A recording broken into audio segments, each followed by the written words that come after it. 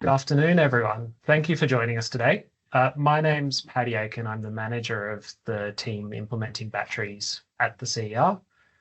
We're really excited to have you all here today. We've got a presentation from both DQ and CER, and then we'll jump into a Q&A session. Before we do that, I'd like to acknowledge the traditional custodians of the many lands that we're all dialing in from today. We wish to acknowledge the Ngunnawal people as the traditional custodians of the land where we're meeting, and recognise any other people or families with connection to the lands of the ACT and region. We wish to acknowledge and respect their continuing culture and contribution they make to the life of this city and the region. We'd also like to acknowledge and welcome any other Aboriginal or Torres Strait Islander people who might be attending today's event. So we have a lot of good information to get through today. So I'll start with some introductions and do a bit of housekeeping before we get into the actual presentation. So with us today, we have myself, Matt Power, who's the general manager of the RET branch here at the Clean Energy Regulator, and Joel Richardson, who's the director of the RET policy team at DQ. So between the three of us, we have oversight of what's being implemented here. As far as today's webinar goes, it's an open webinar. So we know there's people attending today from across industry, including industry, installers, retailers, other regulators, and the media. We're aiming to make this webinar relevant to everyone who's attending. We know that there are going to be some particular interests of different groups that we might not be able to touch on throughout the session. The session will be recorded and published on the Clean Energy Regulator's YouTube channel at the end of the event. And we'll have a Q&A function that I think some people have already found. Just be aware that your name will appear with the questions you ask in that function. So please consider that. When you do use that Q&A function, the chat will be moderated. So we have a team of people here looking at all the questions. We won't publish any questions that are, I guess, too specific for this level of forum. So that might be things about particular brands that we can't answer, or specific individual scenarios, or of course, anything that's inappropriate. Please, there's already over 1,000 of you online today, so please consider liking questions that you're interested in the chat using I think it's called the bump up button. And we'll try and get those ones answered first in the chat. And I guess the proviso, the CER and DQ cannot always provide specific answers until the regulations are in place, and sometimes until we've received an application. So this will include queries that come through today, things that go to our contact centres. So please try and work with us as we head as fast as we can towards the 1st of July and having the doors open for this scheme.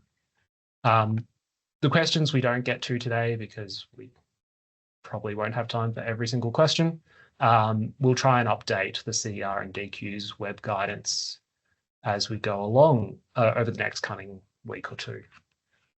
So now I will hand over to Joel Richardson, who will take us through DQ's presentation.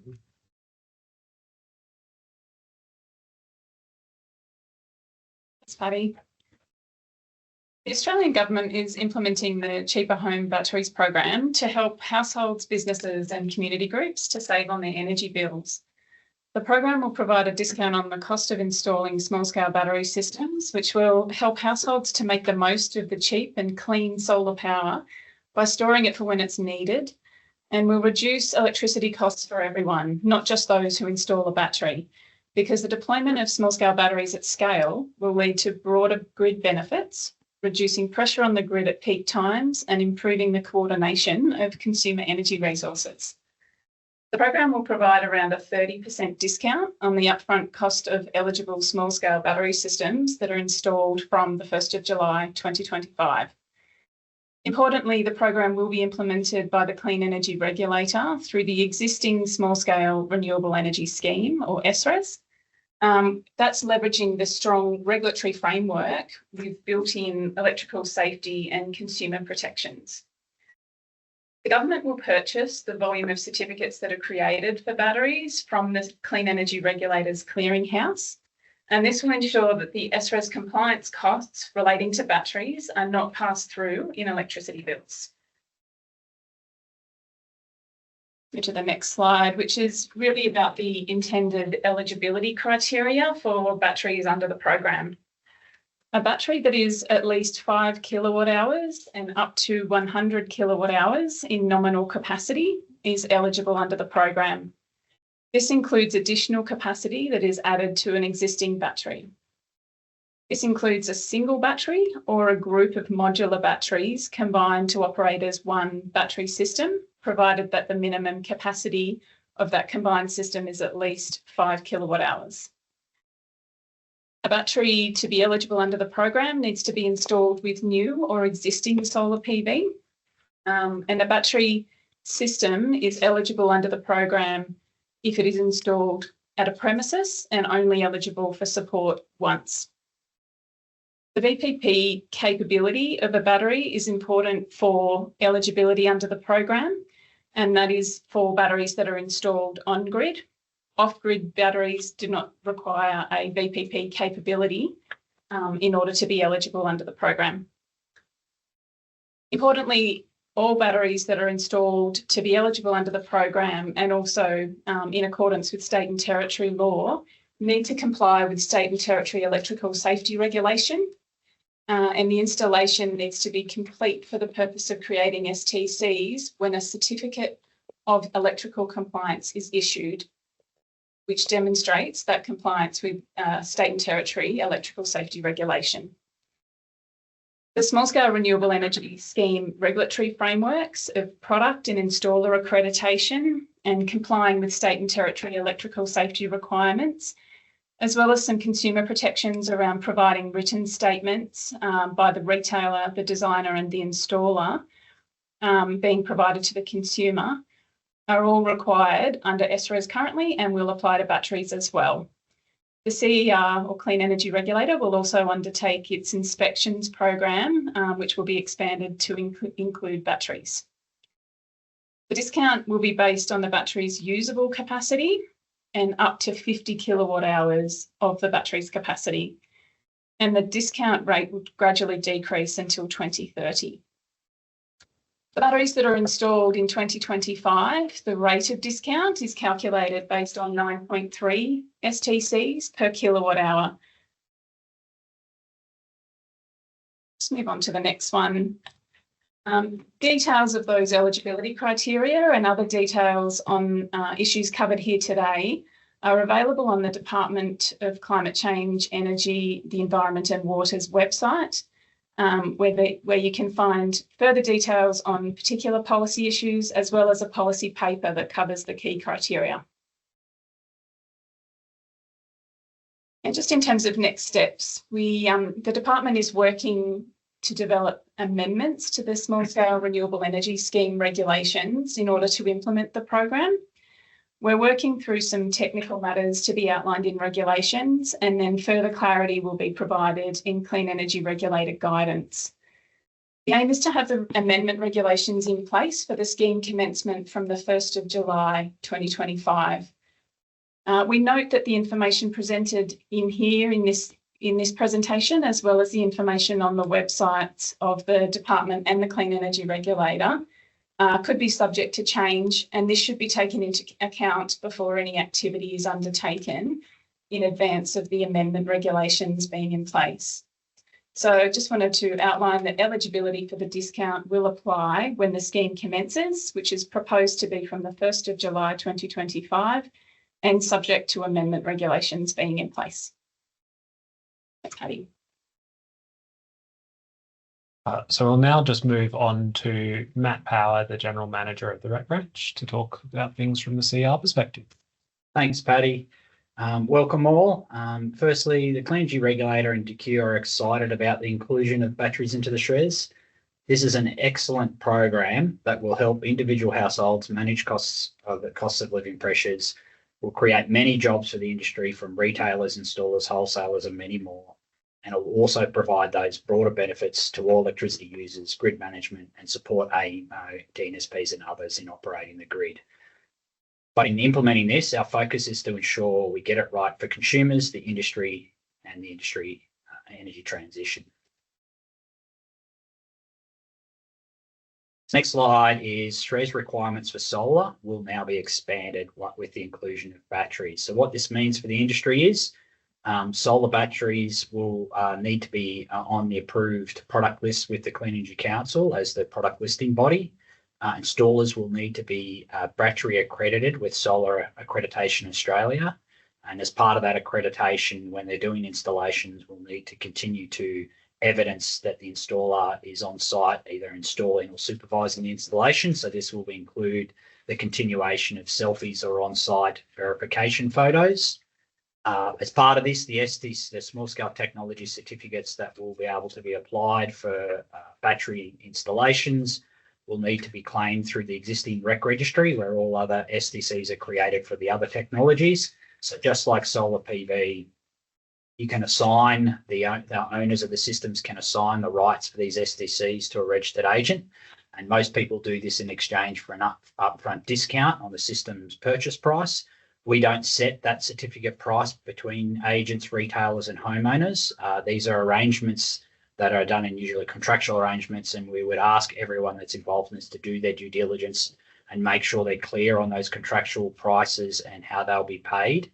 The discount is based on the value of the STCs of the system that is eligible for, generally minus any administrative costs incurred by the retailer and registered agent. It will be a separate form in the REC registry, similar to the other technologies for solar water heaters, air source heat pumps, and solar PV, and it will be a separate application in the system. Safety is a key priority for this scheme, and it will use those established compliance processes that Joelle had already called under the SHRES. So there will be strict standards on both the products that are listed with Clean Energy Council to meet international standards before they can be approved products on the list, and installers will need to go through additional training on battery installations and before they can be accredited with SSA. They will need to continue to meet local, state and territory electrical requirements, and as the normal processes under the Small Scale Renewable Energy Scheme for solar installations, be required to sign off on written statements that will cover a lot of those criteria, saying that the installer has been on site and has installed that system to meet those local and territory electrical regulations and requirements. We would like to thank state and territory regulators, industry bodies, and a range of other associations that have been giving us their useful insights and lessons learned in the development of the regulations and rules, and providing us with key insights from battery programs that have been run in state and territory jurisdictions. We'll continue to keep those relationships with states and territory regulators, and we'll be running a number of dedicated workshops with electrical authorities and consumer affairs bodies in the coming weeks to ensure that there is a smooth transition for a national battery program to be released.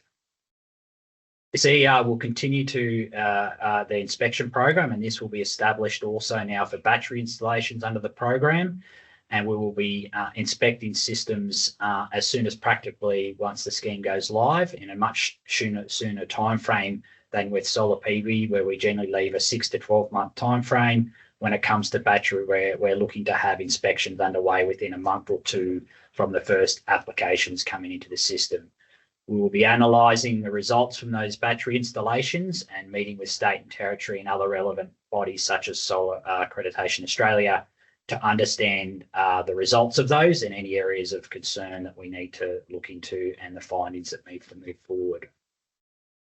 As stated earlier, the installers and designers are going to be required to continue to sign a written statement that will now cover off on batteries as well, to ensure and confirm a range of things, that the battery installer is accredited to do those types of installations, they meet local, state and territory requirements, they are a licensed electrician to complete that type of work in that jurisdiction, they have met on-site attendance requirements and provided evidence and then that the products that they've used as part of that installations are a part of their approved product list with Clean Energy Councils, including solar panels, batteries, and inverters as part of the installation.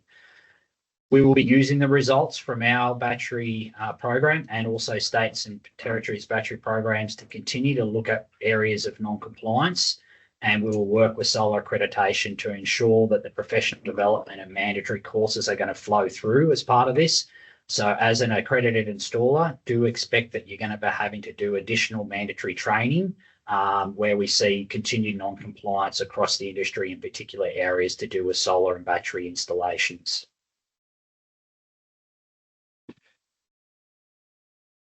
The safety landscape includes a whole bunch of regulatory agencies involved in this. So everyone that's as part of this needs to play their part, from the Clean Energy Regulator itself all the way through with state and territory regulators from electrical, from a consumer side. We will be sharing our information and intel and collaborate with all the relevant entities that are part of the sector to do with solar and battery installations. We will continue to collaborate with our own Commonwealth regulatory partners, including ACCC from a consumer perspective and WorkSafe Australia for installers ensuring they're managing their own safety. We'll continue to work with Solar Accreditation Australia to support, like I said, continuous professional development of installers. We're working with Clean Energy Council as the product listing body to ensure the safety, performance and compliance of relevant battery products that are coming into the Australian market. And as part of that, we're likely to look to do our own independent testing of battery and inverter systems above and beyond the CEC process that is in place now. Like I said earlier, we're going to be having ongoing workshops with the relevant regulators, particularly through electrical compliance, safety and consumer affairs, to ensure that we're collaborating and sharing our own insights across the different state and Commonwealth schemes to ensure that consumers, one, are getting a safe product, and then two, it's performing to the quality and output that they have been sold the system. I'd like to thank Solar Victoria on the image that we have on the screen at the moment. This is looking at some of the compliance history from different state and territory programs that we know have seen a range of non-compliance areas that have happened in the state and territory scheme. This includes areas of simple things like homeowners not provided with the relevant shutdown procedures, simple signage missing around where the battery is, live wiring and those types of things. There's been quite a number of location issues, physical location and clearances of where the battery needs to be from windows and other types of things, inadequate fire protection and a range of other levels of non-compliance that have been gathered from the state and territory schemes.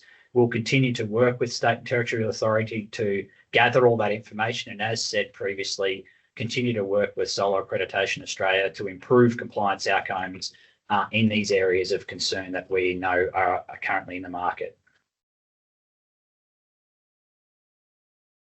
Retailers and installers, be aware we are working with our Commonwealth and state and territory bodies to ensure that the sale practices are meeting state and territory and Commonwealth requirements. We need to ensure that the sales practices that the consumer, what they're sold is what they're going to get, and it performs to the way their system is meant to work. So we will continue to work with relevant jurisdictions to ensure that the sale practices are meeting the consumer needs. What we would ask is that any reports of bad behaviour in this are put forward to ACCC and relevant state and territories bodies, so that action can be taken quickly against relevant retailers and sale practices. The CER does have a requirement for retailers to sign a written statement also as part of the STC claim that ensures that it lists the key products that are listed to the homeowner, payback periods and a range of other things in that written statement. If we find that retailers, installers are signing false and misleading statements as part of the STC claim, we will remove these players from the market if they continue to do that behaviour. Installer requirements. So there's been a lot of questions we know in the lead up from the MESTA's announcement on this. We've been working closely with Solar Accreditation Australia on the requirements of how many installs can be done a day. I will firstly go through the longer term position on this, and that 2 installs a day will continue. that two installs a day could be 2 solars in a day, 2 battery systems in a day. These, what I'm talking by 2 in a day, are 2 from scratch, brand new systems on a day, or it could be 1 solar and 1 battery system. There is always the exemption application process that installers under certain circumstances can apply, and this information is published on the Solar Accreditation's website. What Solar Accreditation Australia is going to be putting out in the next week or so on their website, though, is a transition period between the 1st of July and the 1st of August 2025 for installations where installers have started to rough in installations that have not been completed. And on the screen there are a number of circumstances there now where you can be installing more, where you're just going in to do that last commissioning and testing, which I'll talk about soon around those requirements. But it could be up to where we're saying 4 systems could be signed off with that testing and commissioning, that electrical sign off for battery systems that had already been partially installed over the last few months leading up to the 1st of July. This information will be made public on the SSA's website over the next week or so, and we will definitely push that out from our website out to also all accredited installers that are aware of this requirement moving forward. I'll move on to the next slide now, which is really going to go into some of the next criteria, which are around is, well, what is install date? From the Clean Energy Regulator and SSA's positioning and discussing with state and territory regulators, we will deem install date as the date and sign off of that electrical certificate of compliance. And the state and territories have made this very clear. If you are doing some of that roughing in of jobs, if you are electrically connecting that system to the house and to the inverter, this will be deemed as part of your testing and commissioning of the system. And therefore, if you do that before 1st of July, would deem to be operational and then not eligible. You can, though, start the roughing in of an installation, not electrically connect that system and do any testing of it at that point, making sure it's safe and no cables are connected as part of that. If you start the process, though, to electrically connect that system, you're already in the process where the state and territories will see that this will be part of your electrical sign-off as part of the job. So please do not do that. What we would say to you is if you are starting those jobs, do not start electrically connecting these and start that testing process as part of it. At any one of these stages, if you are starting the pre-installation work today, or you have been, you need to be collecting those on-site attendance photos for when you've started that battery installation. And then what we'll expect is post 1st of July or after, that's when you would start that testing and commissioning, and you would get that last photo that we would get of you are on site testing and turning the system on and meeting that and signing off on that electrical certificate of compliance. We know there are a range of hybrid systems where you can be installing the solar system with that hybrid inverter, but again, you need to be making sure that that battery is not connected and tested as part of the situation, and you also need to be making sure that when you do set these system up, they are meeting manufacturers' guidelines, DNSP's requirements, and if in doubt, like we said, don't be installing the battery system until on or after the 1st of July as part of the installation. Sizing of the battery, PV and inverter limits continue to be the same as they are currently listed on the Solar Accreditation website. So please make sure that you're aware of those requirements. So for DC coupled battery systems where DCP can be supplied from the PV array to the battery without being inverted to an AC, the PV array peak output can exceed the 75% ratio in clause 4.1 of SSA's guidelines, but shall not be outside the inverter manufacturer's maximum allowable array size specifications. So once again, please make sure you're aware of the Solar Accreditation requirements for the sizing of solar panels to inverters. Then when you include a battery with the different types of hybrid inverters, then what are those maximum limits based on what the manufacturer's guidelines? If you breach those manufacturer's guidelines, these are requirements that are called up in Australian standards, which are then called up into the state and territory electrical rules. You would also be breaching electrical rules if you are oversizing those panels to the inverters through to the battery. So please make sure you're aware of those maximum requirements, allowable array size to the battery and the inverter capacities. Onto now, this is mainly to do with the registered agents in our scheme, that the ones that generally create most of these certificates.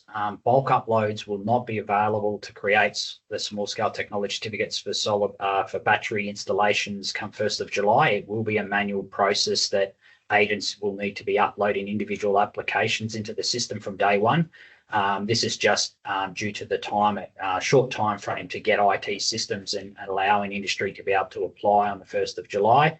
But what we have made clear on our website already is that registered agents should be aware that we are looking to build the bulk upload system and have that ready by around September 2025, and if possible sooner if that is available. But it is a priority for the agency on our next tranche of IT developments to get the bulk upload into the system as soon as possible. So registered agents, in the first couple of months of the scheme, please consider your resourcing to manage that additional data entry where there is no bulk uploads available on the 1st of July. We also expect to have SPV functionality planned to be included. It won't be there on day one, but we do expect this to be transitioned to solar batteries into the future. And this will include uploading signed data packages for solar battery systems into the REC registry, and this allows to have some more streamlined processing from the regulator.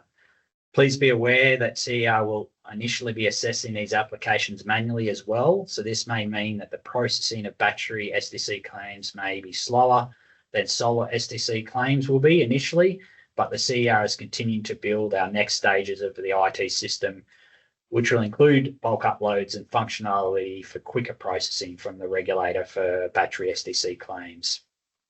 CER is also hoping to publish a sample of the battery application form in the field shortly on our website to allow agents to prepare on their end on the exact fields of information that they'll need to collect for these SDC claims. So keep an eye on our website, and later on, Paddy will talk about some of the subscription lists you can join to, so we can push out information to the relevant parts of the sector. This will only be a draft, though, what we're putting forward for agents to use, because this may change while the department are finalising regulations over the coming weeks. Right. Over to you, Paddy, now, how to keep up to date. Thanks, Matt and Joelle. So there's a number of ways you can stay up to date and keep asking questions after today.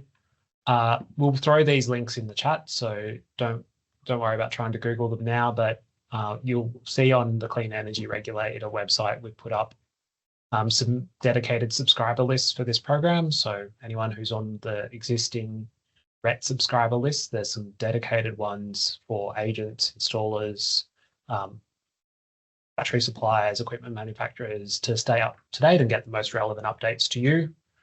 We have DQ's email address for the renewable energy team that Joelle's heading up. The CER has our contact centre all briefed up and ready to take inquiries. As we noted for both DQ and CER, there will be some limitations in what we can answer ahead of regulations, but we'll keep trying to do our best.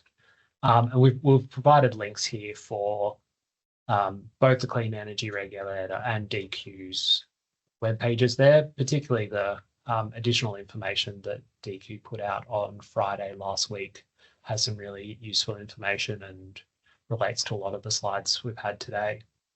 And of course, the CER is working as hard as we can towards having the system open and live on the 1st of July.